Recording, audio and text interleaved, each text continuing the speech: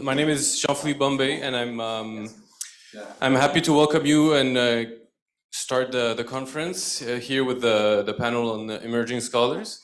It will be moderated by Arie Krampf, and let me present him briefly to you. Arie Krampf is an associate professor of political economy and international studies at the Academic College of Tel Aviv-Yafo. In the academic year 2021-22, he was here at Harvard University as a Rohr visiting professor in the Department of Government Studies and at the Center of Jewish Studies. He's Professor Krampf is primarily a scholar of comparative political economy in small open economies.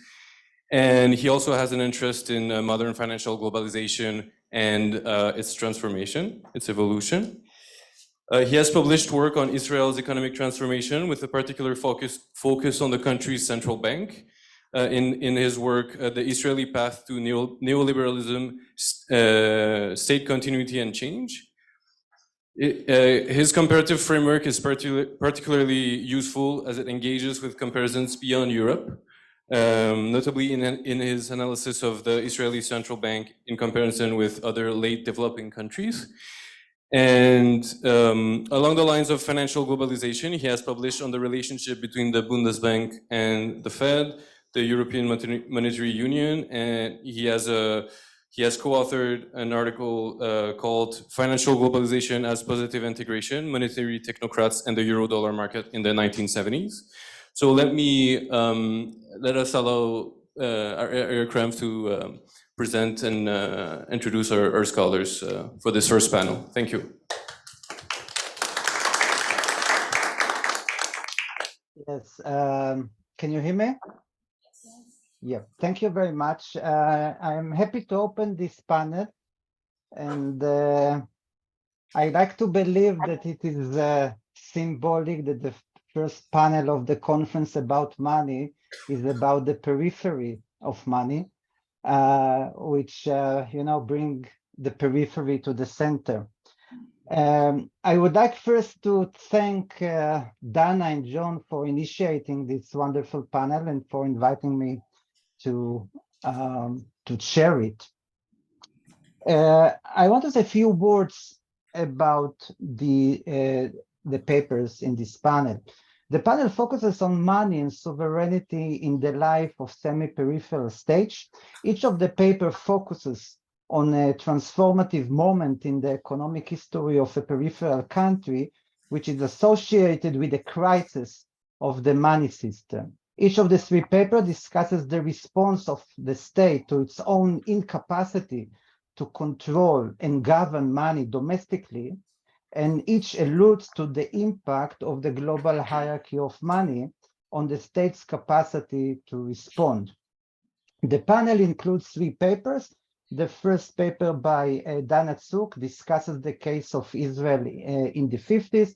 Then the second paper by Anna Carolina, we move to Brazil in the 80s. And in the third paper by Jonathan Katzman, we move back to Israel in the 80s. So we will start with Dana Tsuk papers, The Distributive Effects of Public Debt, Economic Design, Property Rights, and Distribution in the Early Days of Israel.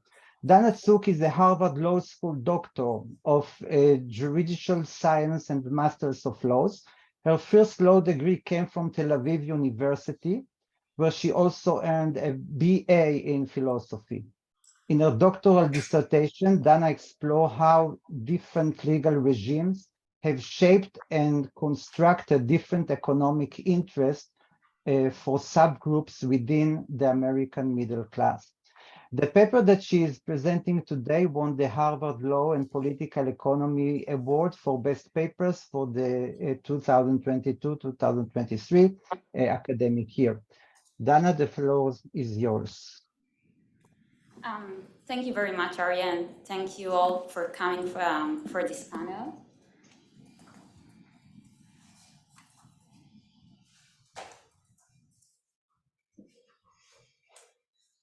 Okay, I will start while the presentation is moving to a presenter mode. So my research questions how the coding into law of economic policy has different distributional effects from class perspective. And particularly, this paper is focused on two fundamental policy tools, taxation and public debt. And I try to show how they can generate different distributive results from class perspectives. I also try to illuminate the impact of politics and ideology on economic policy structuring. The case study of Israel in the early 50s, which I explore here, shows the influence of the Zionist ideology on the legal measures adopted in response to the Israeli state's early economic challenges. And it emphasizes the effectivity of sovereign debt as a mechanism for aligning the public's interests with those of the state, especially in those state-building moments. Now, of course, that each economic policy and its legal design is rooted in the concrete circumstances, but I guess that we have something to learn from the Israeli case of the early 50s.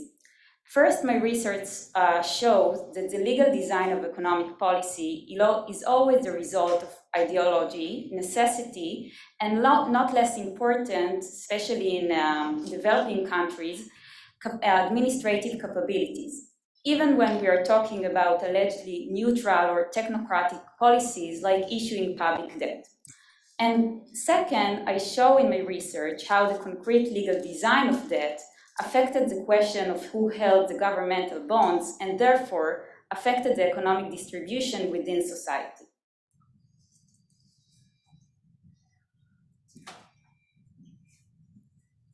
So since I don't have much time, I will discuss very briefly the necessary historical background. For Israel, 1952 was a year of crisis. It was an economic crisis caused by unsustainable deficit spending and a short-term debt crisis, and a social crisis resulting from the government's struggle to integrate thousands of immigrants who had just arrived in the newly independent state, some of them with nothing but a suitcase. This was the result of the Declaration of Independence and the foundation of the Jewish state in 1948, and the general immigration policy of the Israeli regime, which gives primacy to Jewishness until today in providing citizenship. Consequently, Israel opened the doors for an unparalleled wave of Jewish immigration. And here you can see in the pictures the really early days of Israel.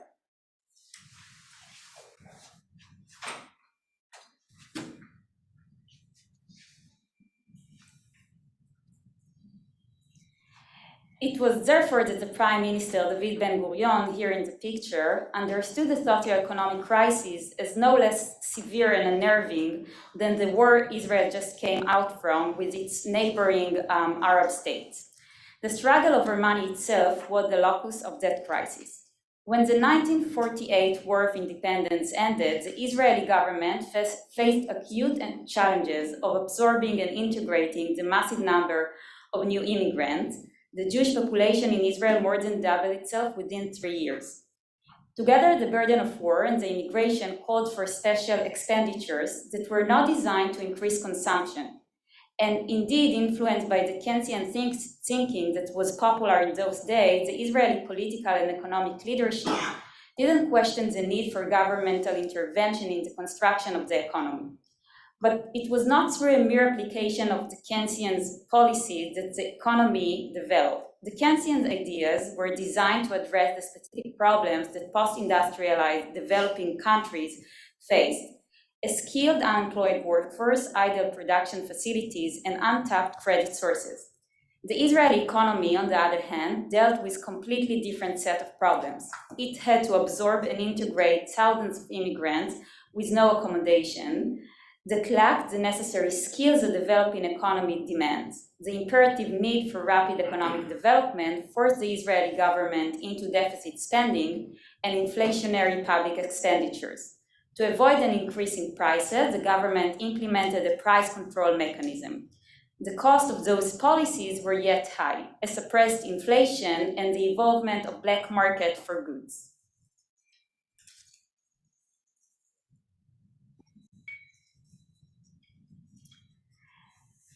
So between 1948 and 1950, the establishment of a Jewish majority in Israel had been an essential building block of the government's agenda, also with regard to economic policy. However, by 1951 and 52, with this goal achieved, and now that the state was struggling not just to absorb the immigrants, but more acutely and even more challenging to integrate them, the time had come for the political leadership to re-examine the series of choices the government had deployed in the 3 years since independence.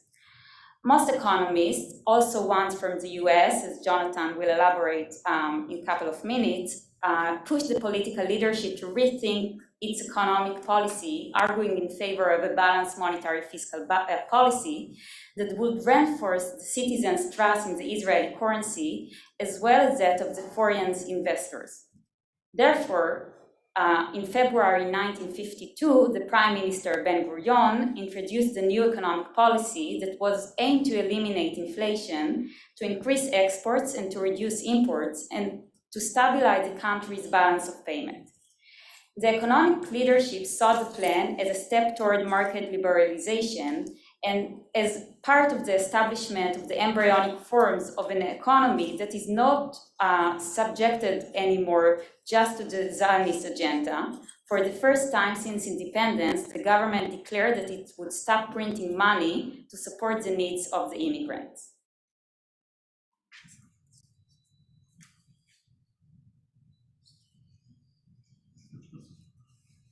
Here it is. But this policy was yet far from being independent of the need to serve the ideological and political interests of the Jewish elite in Israel of those days, represented by the ruling party Mapai, from which the Prime Minister Ben-Gurion came. Part of the policy aimed to absorb the extra money in the market in order to reduce the unspent purchasing power in the hands of the people and to eliminate the activity in the black market. To achieve these goals, the government had to choose between two policy solutions. The first was taxation, and the second was to initiate a mandatory lending. Taxation seemed as the best solution. However, it wasn't an easy solution. The government struggled with tax collection and tax evasion. It was partly due to the lack of enforcement ability in the immature tax mechanism, but it was also the result of the limited trust some of the newly arrived immigrants had in the government. Many of them came from countries where there was no collective trust in the government, and they were therefore accustomed, whether legally or illegally, not to pay taxes. A large part of the Jewish population then in Israel still had a diasporic mentality and did not view tax evasion as a moral error. Therefore, the government explores several other options: issuing domestic debt or imposing a mandatory lending. At first, the ministers opposed the idea of deploying a compulsory measure with regard to individuals' money. They were afraid of a run on the bank, and not less important, of the response of foreign investors with whom Israel tried to build a relationship of trust. However, as the financial crisis intensified, the government opted for compulsory lending. This policy indeed was not unusual in the economic landscape of the 1940s, among states who struggled with severe levels of public debt financing. The Netherlands, for example, implemented a compulsory loan in 1946 and 47 due to severe shortage in commodities, forcing the government to decrease the purchasing power of the public. In 1944, Belgium conducted a similar policy, issuing a new currency combined with a special loan to the government, and Denmark enacted a compulsory lending program around the same time, targeting all capital gains created during the Second World War. Policies of imposing exceptional taxes on private property, as Thomas Piketty explained, have the advantage of being more evenly distributed, partly because they can vary with wealth, with outright exemptions for owners of the meagerest assets, and partly because they are usually applied to all kinds of private assets, including buildings, land, and financial assets. As a result, such policies can counteract inflation, which tends to act like a regressive taxation. In the Israeli case, mandatory lending offered an additional benefit, By issuing bonds, public creditors, which were the citizens, gained an interest in the successful tax collection system. Therefore, the government could synergize citizens' private interest as investors with the state's interest in tax collection, which was fundamental during the formative years of the regime.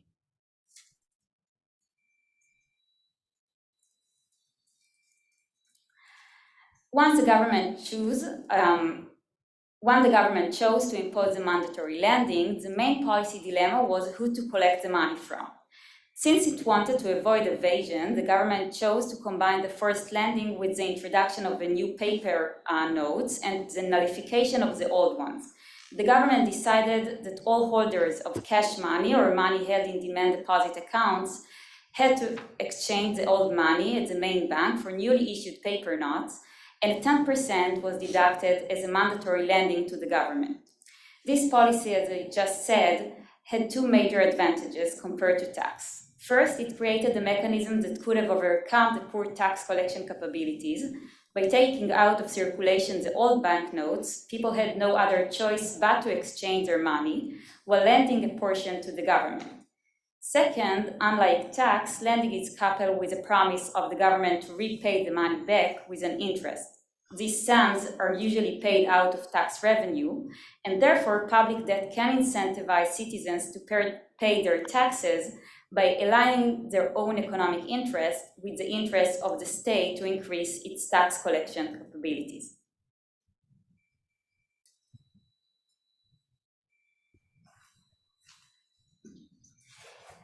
As I show in my paper, the design of the plan as a taking out of cash holdings and liquid money in demand deposit accounts was nonetheless problematic in terms of the distribution of the bond holdings. As most of the newly arrived immigrants were the middle class and came from the middle class and and they were low-wage workers who came to Israel with few personal resources and belongings, compared to the veteran immigrants who came from Europe in the 1920s and 30s, they had far fewer assets and therefore held their scant resources in cash or in demand deposit accounts. This pattern is compatible with findings from other countries, as Piketty explains. For instance, those with only cash or bank deposits typically belong to the middle and lower classes, whereas the rich tend to hold their wealth primarily in real estate, professional equipment, or financial portfolios. Therefore, middle-class, low-wage workers and the poor ended up lending a greater proportion of their wealth to the government during this lending scheme than the upper classes. As I show, this result aligned with the interests of the electoral base of the ruling party, the party of the Prime Minister. Those were Jewish veteran workers who came mostly from East Europe and had, on average, more resources and wealth. This group pushed to a more liberal market, and indeed the governmental policy almost completely didn't affect the wealth of capitalist enterprises and of investors. Now I have to say that this pattern of middle and lower classes holding the bonds could have also some upsides in the long term. In Israel of that day, the tax levels were quite progressive, with marginal levels of 60%, and therefore, even though the policy burdened these classes the most, it could have increased economic equality by having the rich funding the tax revenue from which the government paid debt to the bondholders. And indeed, scholarly work that were conducted here in the US after the Second World War found a similar distributive pattern where the holdings of the public debt were quite diffuse, and due to progressive taxation, the rich transferred wealth to the middle class through the repayment of the public debt. This is, of course, completely not the case today, and eventually it was not the case in Israel due to changes in inflation over the period of the repayment of the debt owed by the government, which made it difficult to maintain the value of the money. Before concluding, I didn't speak at all about the Palestinian population with regard to this lending, and since I don't have enough time, I would love to talk about it during the Q&A session.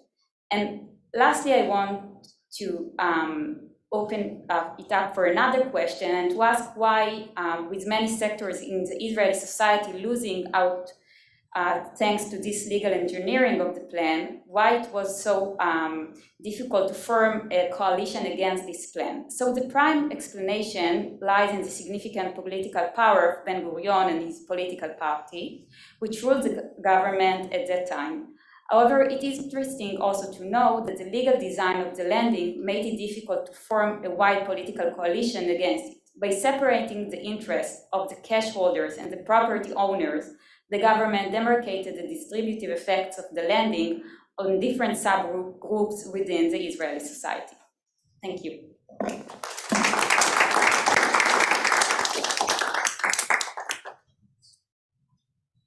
Yeah, thank you very much, Dana. Has Carolina arrived? Is she here? Yes. Yeah, okay. So we are now moving to the paper of Carolina, titled What is a Central Bank in Latin America? Debt Negotiations, the IMF, and Monetary Sovereignty. Anna Carolina Couto just finished postdoctoral research at Harvard History Department. Her master's degree came from University of Brasilia.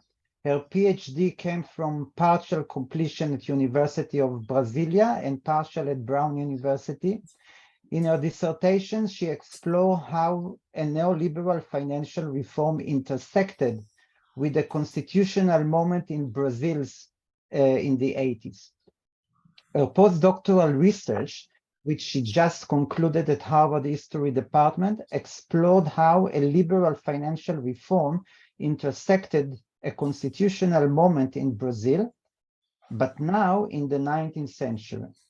The paper that she is presenting today is part of a project she applied for a postdoctoral position at Max Planck Institute for Legal History. Carolina, the floor is yours. Thank you, Professor Arie. It's a great honor to be here today, especially after a 24-hour delay in my flight connection. So it's a great joy. And thanks, Professor Desan, for organizing this great event after the hiatus of the pandemic. I'm talking today about a Brazilian case during a crisis in the 1980s. So from 1964 to 1985, Brazil experienced the military dictatorship. The government invested heavily in building the country's manufacturing sector, intending to reduce Brazil's dependence on primary commodity exports and diversify the economy.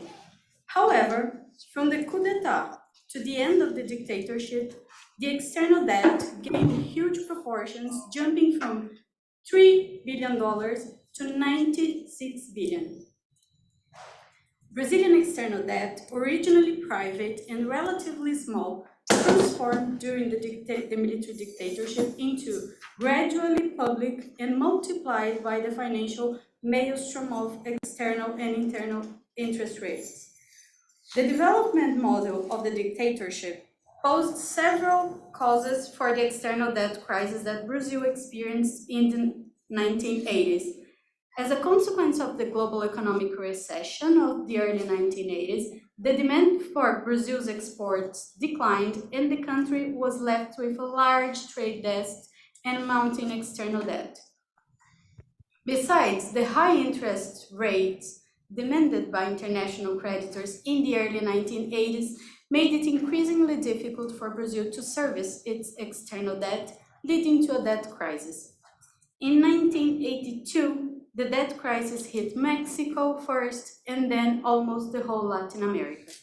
In that context, what responses were outlined in Brazil to the broader crisis in the capitalist system? Who designed responses and reforms to address the crisis? And how did these responses affect the country's monetary sovereignty in the long term? This presentation focuses on the debt negotiation documents between Brazil and its creditors. The time frame ranges from 1982, when the country became insolvent, and the 1990s, when the macroeconomic tripod, an artifact of orthodox economy, was adopted in Brazil as a core instrument of the reforms. So the first kind of responses designed for that crisis was a project of the technocracy of the military dictatorship. And I'm now going to talk about these technocrats' responses to the crisis. Brazilian technocrats designed the initial responses to the crisis. They were a group of officers who held influential positions within the economic sector of the government and had expertise in economic and financial matters. These responses to the crisis were based on the reasoning that the state-led industrialization policies of the previous decades had contributed to the accumulation of external debt. Thus, for technocrats, the Brazilian private sector should rely more on an international private financing system instead of the government to avoid public debt. They identified the structural issues that could be reformed bypassing Congress. Between 1983 and 1984, during almost 1 year, they met unofficially. The technocracy, the authorities met unofficially, and I mean they met in the apartment of one of them, so it's really unofficially, and worked to develop basic guidelines for institutional redesigning of the financial system. In August 1984, with the first version of the project ready, the Minister of Finance forwarded the document to the National Monetary Council. After 1984, under the pressure of other officers of other sectors of the government and policymakers, and the suspicion that technocrats were planning an undemocratic reform, the National Monetary Council approved the creation of a formal commission for reordering the public finances. However, this commission proposed measures of reform that went beyond a simple organization of government accounts, as they called it. It was a significant financial reform. According to technocrats, it was the official start of the reform as a reflex of anticipating democracy, which was already knocking on the door. The reform's core was the autonomy of central bank, encompassing a series of institutional and legal reforms, cutting off the access of elected political authorities to monetary reserves. I mean, the power of deciding about monetary policy cut off from the executive power and legislative power. For example, in the 1990s, the fiscal and financial legal structure allowed that the government could, in a daily basis, resort to the reserves of the monetary authority to create credit for investment. The name of this mechanism was movement account, or in Portuguese, conta movimento. At the same time, Brazil faced the crisis of hyperinflation, and the emergency measures taken to deal with the hyperinflation created opportunities for what the technocracy after that recently called legislative smuggling. This was how the 1984 Commission, the Commission of Technocrats, used a strategy to bypass Congress with their reforms. In the 2 decades after finishing their studies and their report, technocrats worked in a revolving door politics between the Ministry of Finance, the Constituent Assembly, because then Brazil entered a democratic period and had a democratic Constituent Assembly. So they worked in a revolving door politics between Ministry of Finance, Constituent Assembly, Central Bank, that is in various government agencies, regulatory bodies, and financial institutions to ensure the effective implementation of the proposed measures, again, bypassing Congress. So this was how the technocracy moved, building a project of reform. And then Brazil had to negotiate with the IMF, and now I'm going to talk about how the IMF conditionalities were preaching to the choir, compared with what the technocrats wanted.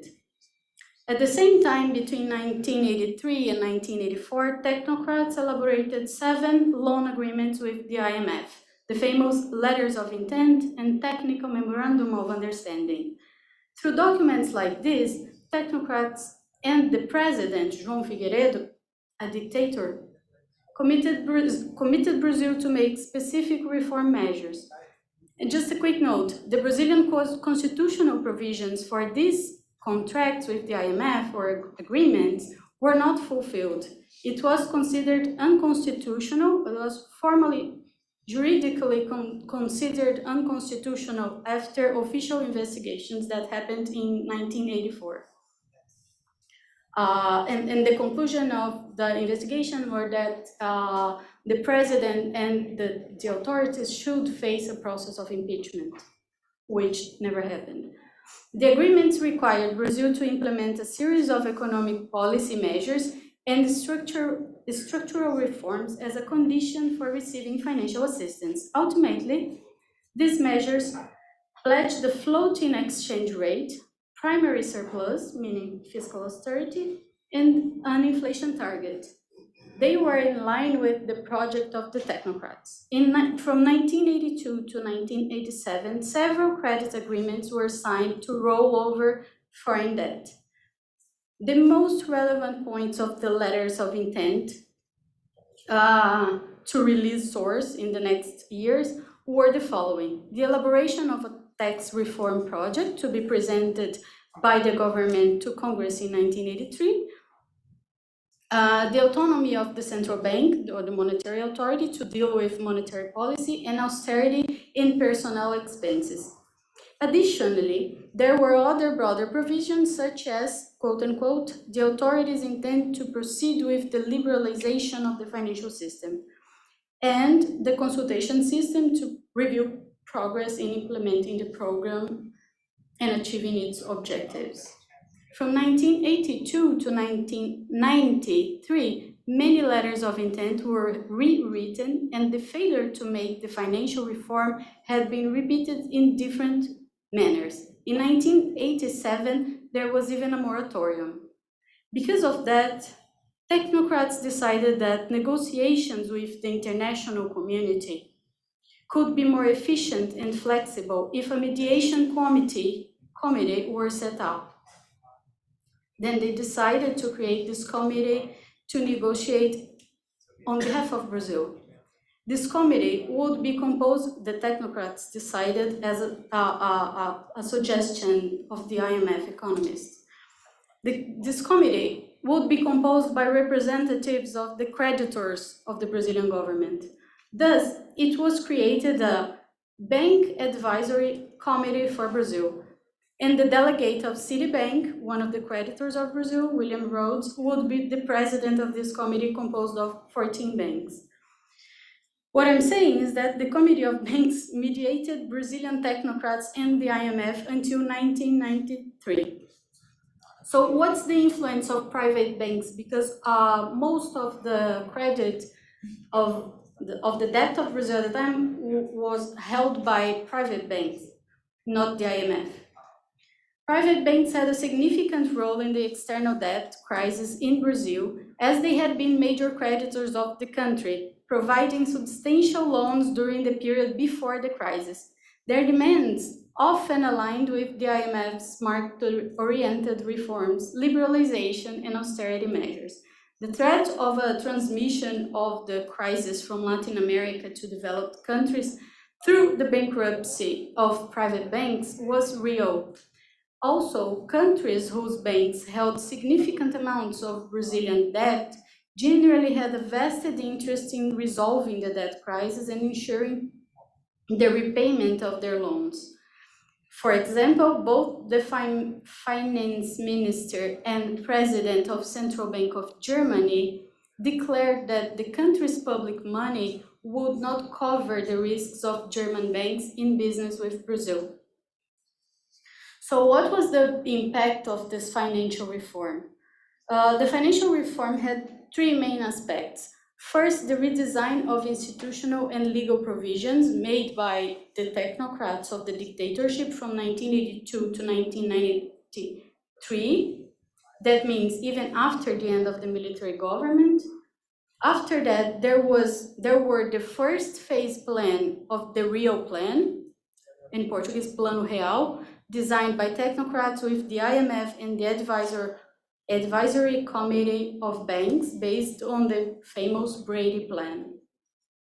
And finally, the second phase of the Rio Plan, when there was the adoption of the macroeconomic tripod. The redesign from 1982 to 1999 significantly affected monetary sovereignty and pushed Brazil further into the global periphery. Again, the technocrats considered that, quote unquote, because it was one of the technocrats of the time that declared that, in a general sense, their planning was politically neutral. The Rio Plan was based on 5 points. The Rio Plan is the one under the umbrella of the Brady Plan in 1993. It was based in 5 points. The first was to clear the public deficit. The second was to stop correcting personnel wages according to the inflation rate. The third was to index the economy according to the exchange rate, and indeed the dollar became the new index at the first moment. The fourth was to open the economy by reducing import tariffs, which contradicts the first requirement to clear public deficit. The fifth was to increase international reserves significantly. The government would have to continuously purchase dollars until the introduction of the new national currency. The bigger the international reserves, the more confident international investors would be that the plan was reliable and robust, which in theory would reduce the risk of a speculative crisis and an outflow of capital. The second phase was after 1999, when technocrats would implement in Brazil the macroeconomic tripod: primary surplus, inflation target, and a floating exchange rate, which they equated with responsible and competent policymaking. Yet, in the years in which the tripod was applied, from 1999 to 2010, it proved to be perverse. Indeed, in Brazil's program, there are some main problems. The 3 components of the macroeconomic tripod, primary surplus, floating exchange rate, and inflation target, are intended to guarantee a high interest rate and an overvalued currency. This is demanded by the neoliberal political coalition formed by rentier capitalists and financiers whose liberal economists ignore the particularities of the periphery, preach the policy of growth with foreign indebtedness, savings, and defend the use of the exchange rate as an anchor against inflation. This means giving absolute priority to inflation control. And it is equally unacceptable that the inflation targeting policy should impair the other 2 goals of good macroeconomic policy: growth and financial stability. Basically, since the tripod was adopted, only the primary surplus has achieved its implicit goal of fiscal responsibility. The inflation targeting policy has led to very high interest rates and to overuse of the appreciation of the exchange rate, and the floating exchange rate policy has resulted in an overvalued exchange rate and high current account deficit that have caused deindustrialization and rendered the country vulnerable to a balance of payment crisis. So to conclude, in Brazil, after the reforms, the country has to rely on accumulating significant foreign reserves to avoid monetary instability and payment problems. This is the norm in the periphery nowadays. The reforms attached to the IMF financing are highly pro-cyclical. In Brazil, after the financial reforms, money flows to the country in search of higher interest rates when things are going well, but flees at the slightest sign of instability. This is also common to the periphery of the world.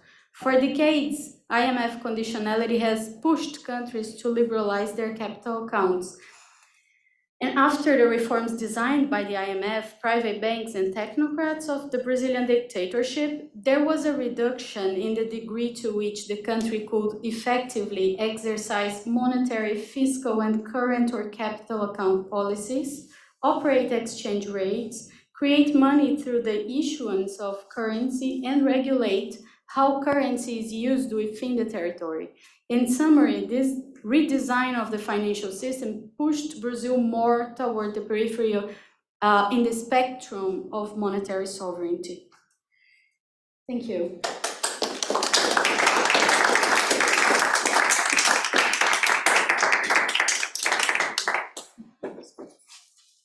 Yes, thank you very much. We are now moving to the third paper by Jonathan Katzman, the paper titled Advisor, Patrons, or Bullies, American Economists and Liberalization of the Israeli Economy. John Katzman graduated at Harvard College magna cum laude with highest honors in history and a secondary in economics. His honors senior thesis, A Dependent Special Relationship, very nice title, Jewish American Economists and Liberalization of the Israeli Economy. He explores the role of foreign economists who advised Israeli officials in constructing the modern Israeli economic system. His work received the Thomas Hoopes Prize, which is awarded each year to the 70 best theses for outstanding scholarly work at the Harry Cecil Starr Prize for the best thesis in Jewish and Hebrew studies. Today he is presenting on the liberalization pressure exerted by the United States government on Israel during the inflationary crisis in the 80s.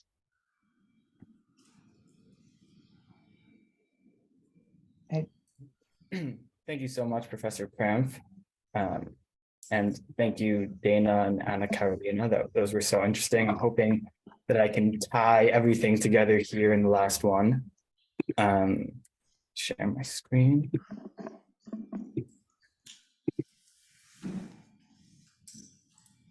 Okay, is everybody here with me? Yep. Great. Okay. I'm Jonathan Katzman. Today I will be presenting a talk called Advisors, Patrons, or Bullies, American Economists and the Israeli Inflationary Crisis of 1984 and 1985. This talk has been adapted from my senior thesis on the role of Jewish American economists and the liberalization of the Israeli economy. So I want to start with a look at this graph of Israeli inflation through time. As we can see in the 1960s, Israel does a fairly good job containing inflation, but like so many countries in the world, with the first oil crisis in 1973, and then throughout the 70s, Israel suffers from some double-digit inflation. But in the case of Israel, stuff really flew off the rails in the late 70s with the second oil crisis and some bad policy decisions. Israel entered an inflationary spiral. Some would consider it a hyperinflation, which culminated with around 400% inflation in 1985. And then as we can see that by the sharp sort of nosedive in this graph is that there was a very successful disinflation policy. And that's the title of the talk today, is how did Israel successfully disinflate to such a comprehensive and lasting degree? By 1986, Israel only suffered 19% inflation. And I'm also hoping to talk a little bit about the role of America and the United States in this disinflation. Okay, so behind the scenes, also in 1984, Israel's suffering a very acute public debt crisis. So Israel had $24 billion in total external debt, and $3.4 billion was maturing in 1984. And they only had $2 billion in foreign exchange reserves in order to pay back these debts. So this was a very acute crisis occurring in 1984. And for the Yitzhak Shamir Shimon Peres unity government that came to power in September of 1984, this was at the top of their agenda, was how do we confront this public debt crisis. And they turned to America, because that's what Israel does when they suffer public debt crises. And this is here, it's Yitzhak Shamir on the right, Shimon Peres on the left, and Secretary of State George Shultz in the center. And during this trip, Shultz summed it up. The United States is Israel's IMF due to Israel's isolation in the international community. Oftentimes, Israel had difficulty securing aid from the IMF, and the United States really serves as Israel's primary benefactor. And this relationship is kind of unique to Israel in some extent, that that most of their economic safety net is bilateral with the United States and not sort of with the more typical international organizations. So as Anna Carolina sort of described in the case of Brazil, conditionality is a very important part of being bailed out of a public debt crisis. And economists often say, never waste a good crisis. And that was definitely true in this case. American economists, Israeli economists, the sentiment was very much that Israel was spending beyond its means, and that America should use the leverage that they had over the Israelis, and they should not approve emergency aid unless Israel took the necessary steps. A former Secretary General of the Bank of Israel during this time summed it up: America should abstain from helping Israel with increased aid until our house is in order. By giving an addict more heroin, you won't save the person. Better we should have withdrawal symptoms than go on with another billion in drugs. So George Shultz had an issue when it came to conditionality. And that issue was that the United States Congress was going to pass the emergency aid no matter what. And that is because Congress in the United States no congressman, even Republicans, Democrats, wanted to come across as being pro-Israeli default and not willing to approve emergency aid. So even though all the economists in the State Department, they really want to say, we won't give aid until Israel slashes budgets by X%, they really couldn't do that because Congress was going to vote yes no matter what. So what Shultz did instead was he had more of a soft approach. He went to the Israelis and he said, you guys can set your own benchmarks. We're going to send American economists, not government economists, economists from academia. He sent Stanley Fisher from MIT and Herbert Stein from the University of Virginia, in addition to a few other American economists. And he sent them to Israel to collaborate with Israeli economists, also in academia and in the government, to sort of create a stabilization plan and a plan that for the future to make sure that Israel was able to sort of live within its means and become more economically independent. So this group was called the Joint Economic Development Group, and Shultz sends these to Israel. It's interesting to note that Shultz himself is an economist with a PhD of industrial economics from MIT. And he really takes special pains to look into the domestic economic situation in Israel.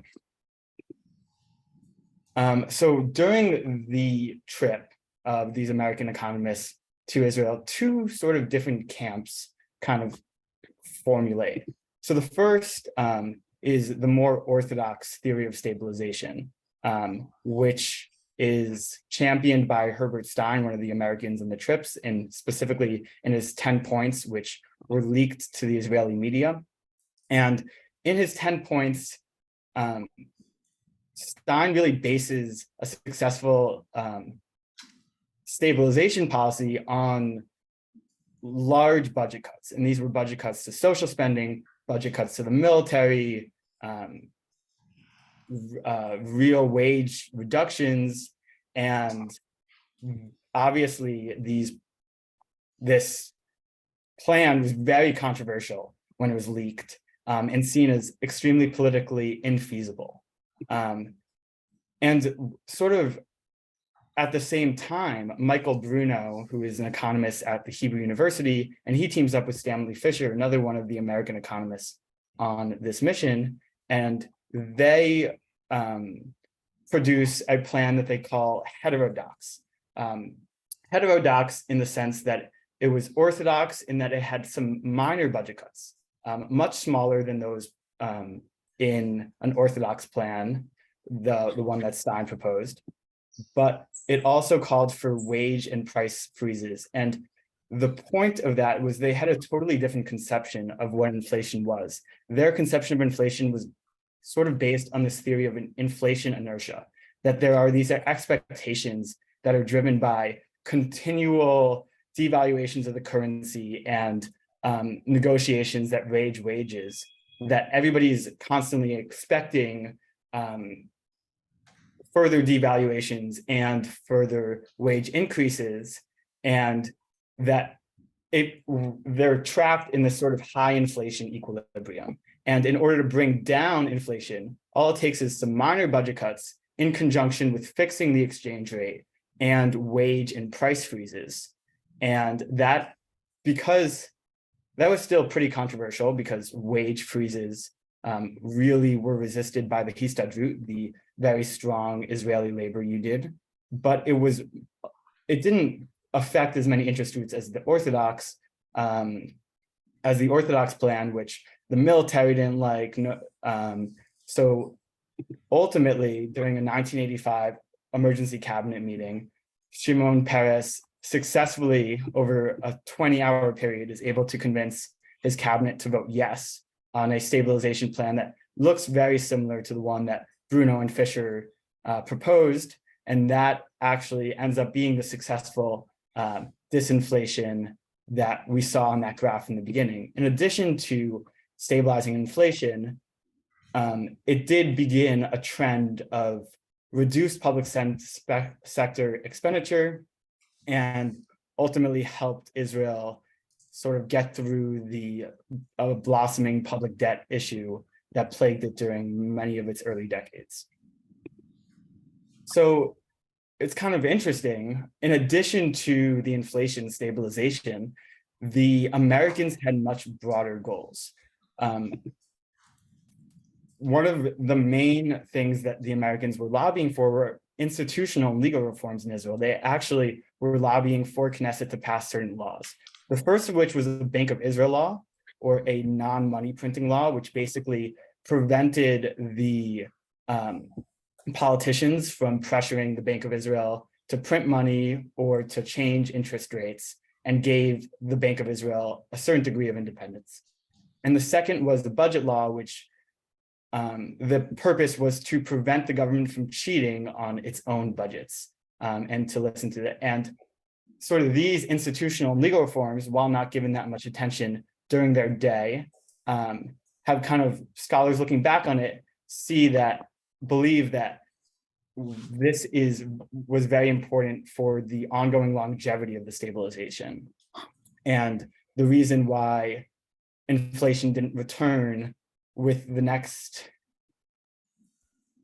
in 1987 or another year, when politicians would sort of want the Bank of Israel to print more money or to inflate the budgets.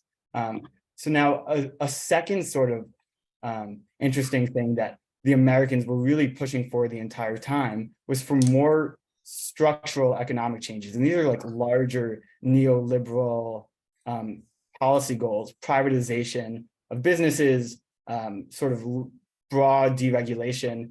And these things were resisted very forcefully by the Israeli public and the Israeli government. And this is a cartoon from 1996, but I think it also reflects the times. This is Dosh. He is a very popular Israeli cartoon. He reflects Israel, and he's calling out, and he wants stability in the economy. But the Americans are listening to him, and they hear deregulation, privatization, demonopolization, all these larger neoliberal goals. And ultimately, Israel does not sort of go this route for a few more decades. This is beyond the scope of this talk, but Professor Krampf has a great chapter on this in his book. Here's BB mapping the growth of large multinational corporations. And I think just in the past few decades, we've seen neoliberalism really triumph in Israel. But during the 1980s, Israel really sort of pushed back at a lot of the pressures that the Americans were pushing in that realm. So now just to conclude, I think it's important sort of when we're looking at these American advisors to think about who really are these American advisors. They're faculty, they're professors, they're not, you know, US government employees, but they're on an official US government envoy. And something that I keep finding myself struggling back and forth of is this a story of idea spreading, of American professors in having these theories of inflation and these theories of the way that a government should spend money and spreading those ideas to Israel? Or this is also an acute crisis, and it's important to recognize that American economists from an official US envoy during this time, when America is holding above Israel's head this emergency aid, or maybe they don't really hold over their head, but the Israelis think that these economists have some power to influence the delivery of aid. And how much of this is coercion and how much of this is collaboration, that is something that I keep going back and forth on. So I look forward to hearing your comments in the Q&A. Thank you so much.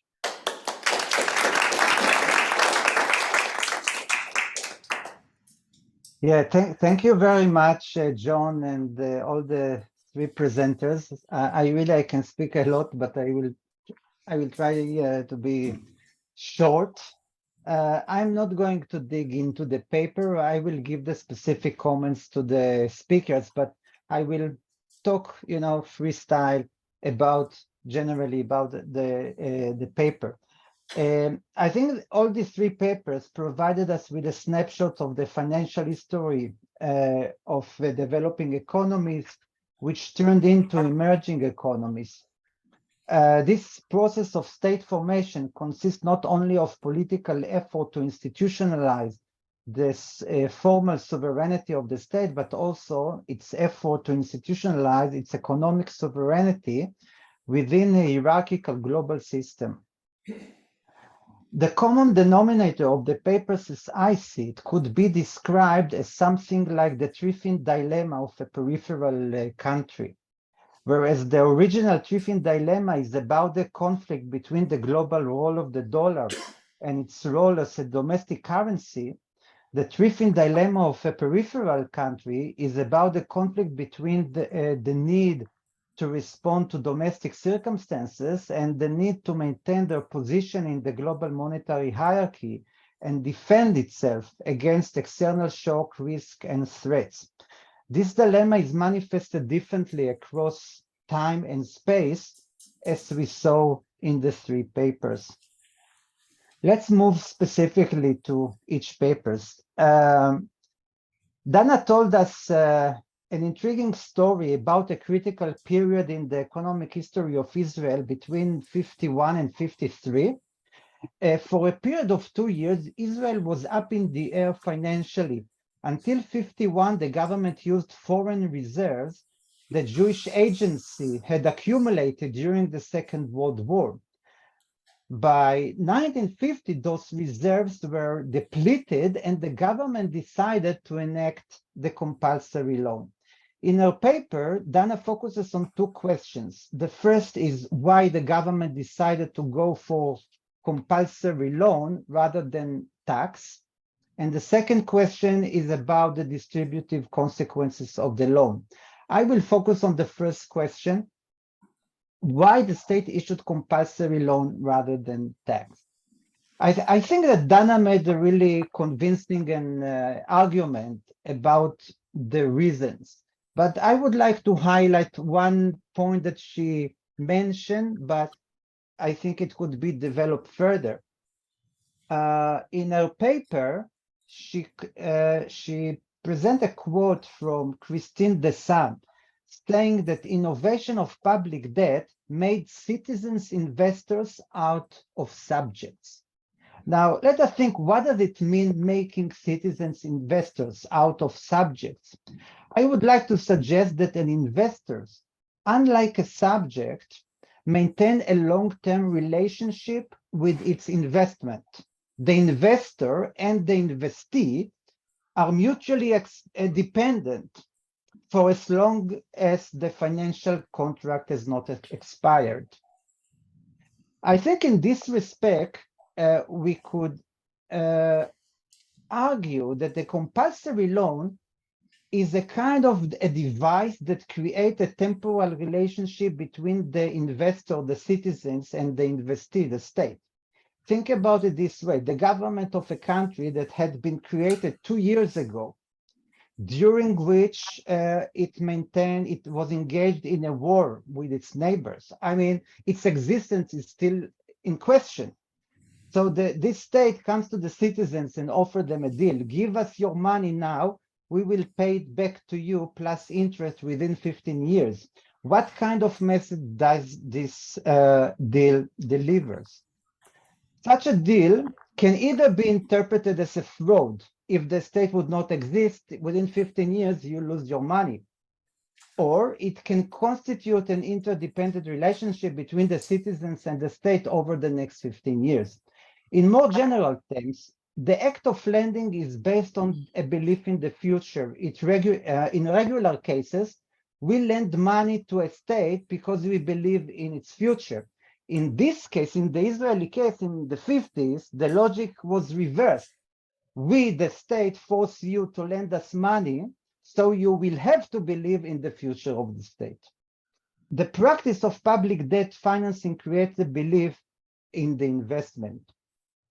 To put this temporal relationship between the state and the citizens in a more concrete historical setting, in 1952, when the first compulsory lending law was enacted, the government had been engaged in negotiation with West Germany for some time.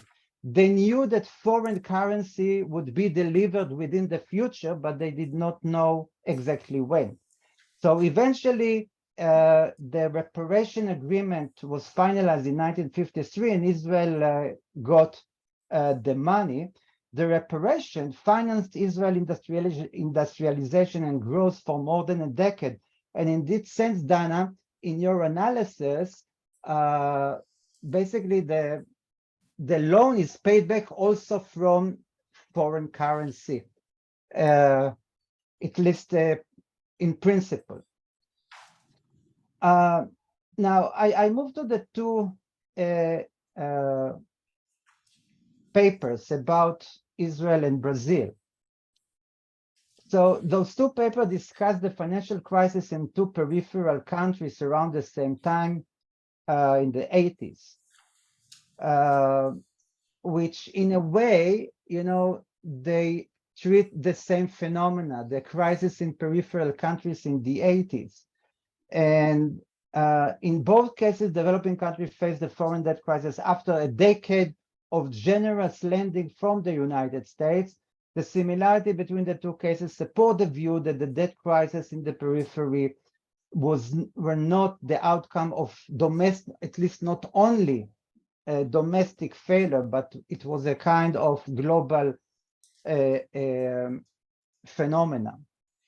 Now, I want to quote a passage from Carolina paper. From then on, in an unprecedented way, the history of capitalist internationalization, the United States moved from the position of the largest creditor to that of the largest debtor in the world, both from an internal and external point of view. They used that burden to sustain the dollar supremacy as the principal currency of the world financial market and force the liberalization on other countries' financial system. Now, so in that sense, the two countries, Brazil and Israel, faced more or less the same world, the same problem. However, they took very different paths. The story is very different as we heard it here. So in Brazil, in the case of Brazil, Carolina described in detail the cost of IMF conditionality, which had a huge distributive impact on the Brazilian economy and society. John described the story of Israel, and in this case, Israel didn't have to deal with the IMF, although there was discussion on conditionality, but I think also in your paper, John, you show that there was, I mean, Israel was treated differently. And so I think it could be, I mean, you could write a very interesting paper together to compare the two cases. Why the two cases were so different. So I just can suggest one is the size of the economy. I think the US had economic interest in Brazil economy, but in the case of Israel, it's a small economy. The sums are much smaller, and the United States did not expect to benefit from trade with Israel. Then there is obviously the military aspect and the special, as you described it, John, the dependent special relationship between Israel and the United States. So Israel was, at least to some degree, a military asset, a security asset of the United States, which was also a factor. And finally, obviously, the Jewish lobby in Washington, which is another aspect that can explain the difference. And I mean, I think we can expand on this topic, but I won't now. One last point that I want to make is about the heterodoxy of Michael Bruno's plan. As you describe it, John, Bruno's plan was based on this theory of inertial inflation that currently is considered a post-Keynesian theory of inflation, that inflation is the product of a conflict between the competition of a conflict between workers and firms over the distribution of income. Now, the interesting thing is that these days, when this theory is used, it is used mainly by, I would say, social left in order to criticize the orthodox approach to inflation. So the social left assume that if inflation is the product of conflict, it means that the government should restrain firms in their quest for profit. But in the case of Israel, in the case of Bruno, he basically used this theory in order to implement an ultra-right-wing policy, because what he proposed is not to restrain the profit of firms, but rather to restrain wages. He wanted to repress wages in order to, the idea was to improve the competitivity of Israel in foreign markets. So it's interesting to see, I think, in that sense, that post-Keynesian theories wherein advanced economies are associated with the left-wing approach, more social approach. In developing countries, they could be associated with ultra neoliberal policies, a kind of policy that are internal devaluation and export-led growth economies that repress wages. I will stop here, and in order for us to have time for questions, if there are.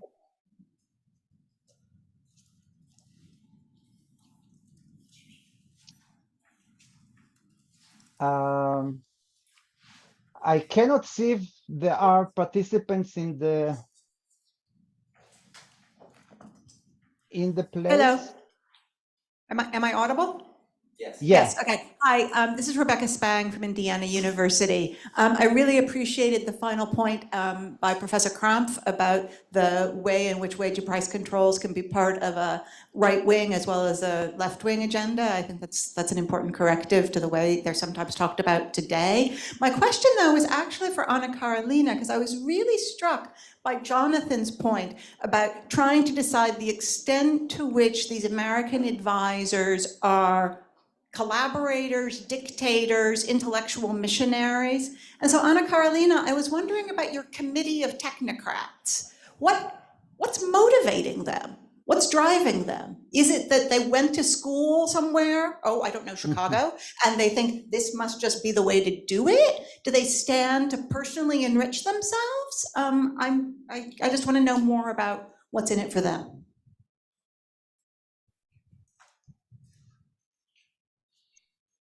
Okay, do you want to collect questions or you? It is hard. I mean, I have to say it is hard for me to coordinate the discussion because I don't see if there are questions or in the poll or online. So we just had a question, wasn't answered yet though. Yeah, no, I can answer. okay.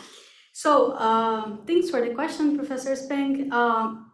So this committee of technocrats, one of the things that motivated them is that yes, they have the same education, and it's the same education of most of the mainstream economists, I think. Also, they had some courses in the Federal Reserve during their education, and also Chicago, but not only, Yale a little bit. I think that they circulated in private banks and in governor's board of private banks as well. So like in that revolving door, they also were dialoguing with the private sectors straight away. They entered the public service in Brazil mostly. Studies show that they mostly entered by the beginning of the dictatorship. So they themselves say, after the dictatorship, they say, we actually never paid attention to the public opinion because that wasn't really a thing for us so far. So like the whole education and their whole career was in non-democratic space. And one of the main motivations, and they're very explicit about that, they have books of memories of this time, so they're very explicit, is that the democracy was knocking on the door in 1985. The social movements were very inflamed in Brazil at the time, and they feared that if the Congress kept the power of deal with public money, especially of monetary policy, it would be very dangerous because of the political pressures of investment in social rights, and like the social movements were pledging for a democracy and a new constitution full of social rights.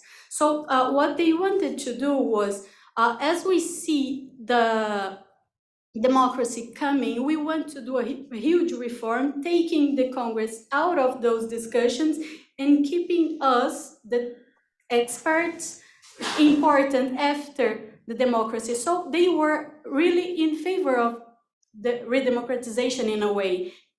If the power of monetary policy was removed from Congress and the executive power and kept in the hands of the technocracy. Yeah. Yeah, that's it, I think. Yeah, thank you. Yeah.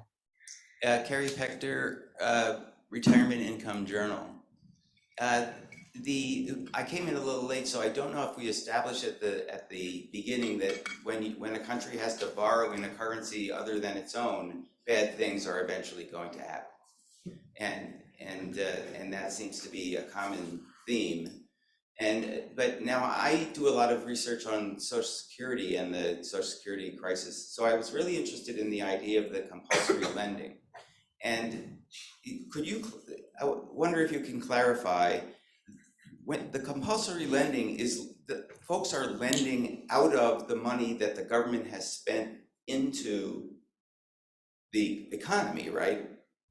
So it's not as though the government is asking for them to lend money that's outside the system. This is a internal system, right? Where the government pays people for things with the currency, and then it wants part of the currency back to, well, this is just a mental, exercise that's doesn't sound very different from the Social Security financing in the United States, where you get paid in US dollars, but a certain amount of those dollars are deducted and loaned to the government against your future claim on Social Security.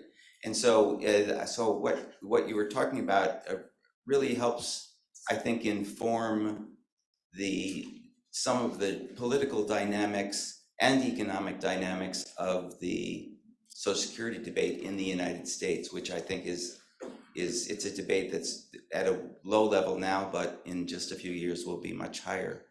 So, so I wonder, could you establish, complete the circle and show that people were paying the government out of money the government had given them? So it's really interesting, and the question of where the money came from was a real question, because I didn't speak about it in this presentation, but there was another part of this plan a year after, of taking out of property owners. And then some of the people didn't have the liquid money, and they had to sell their property to lend this amount to the government. So it was a real question. I need also to say that not all of the money came back to the public. Some of the money the government collected was used to pay the debts Israel had to foreign lenders. So it wasn't like a completely perfect cycle.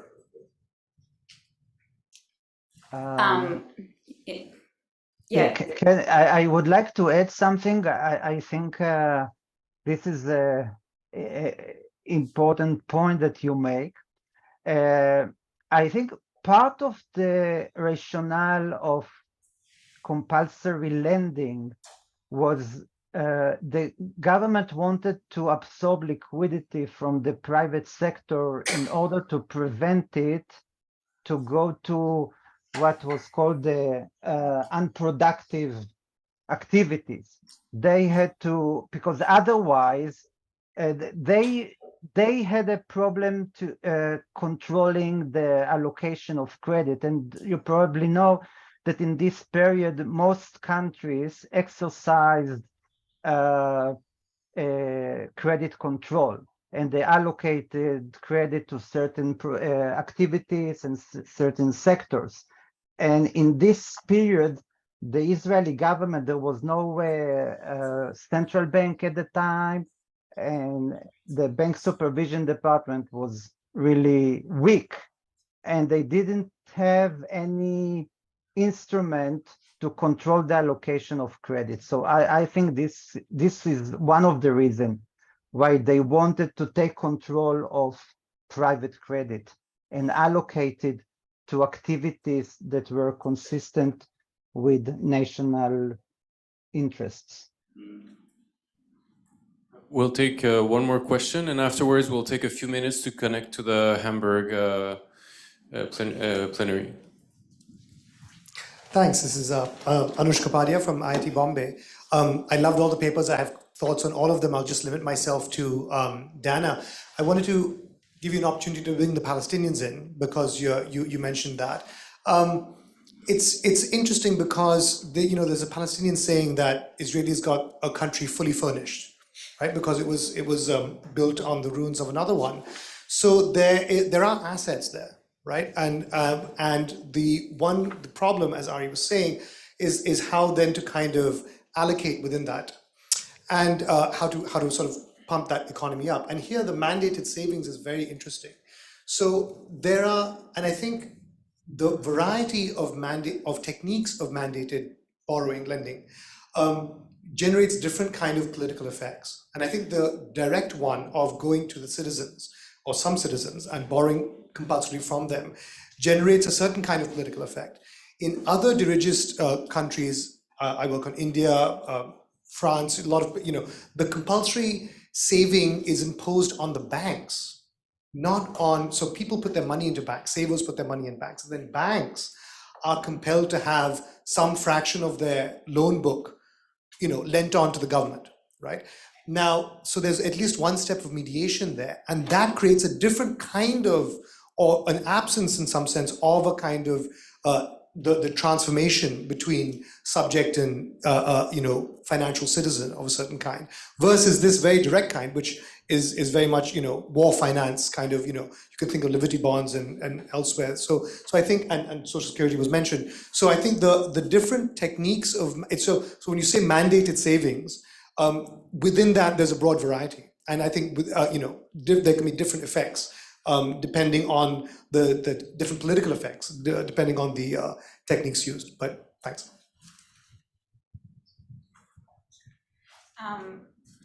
I will just comment very briefly.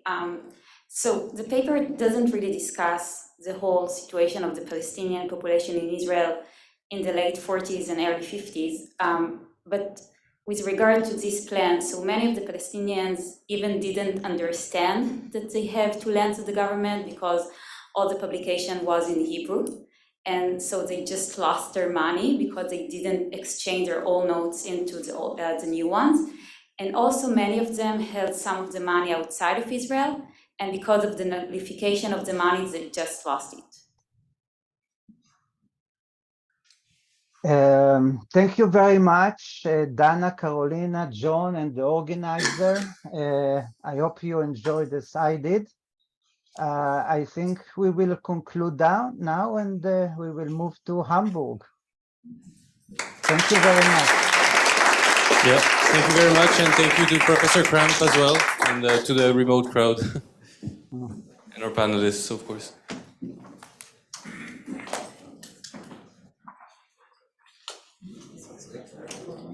No, I think it's... Oh, great.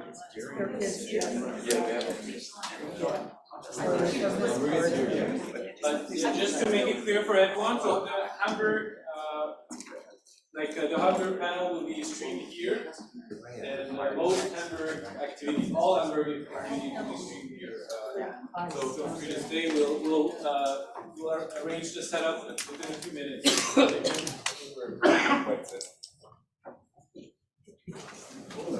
Does anybody have a USB-C charger? Oh, yes, like a Mac.